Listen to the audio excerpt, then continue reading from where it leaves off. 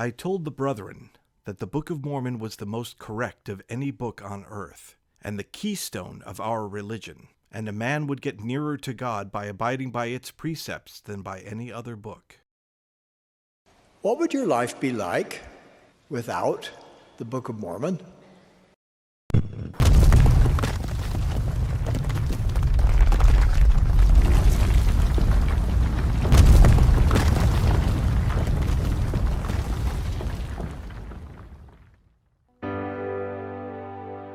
I testify that Joseph Smith was and is the prophet of this last dispensation. It was he who, through the gift and power of God, translated this holy book.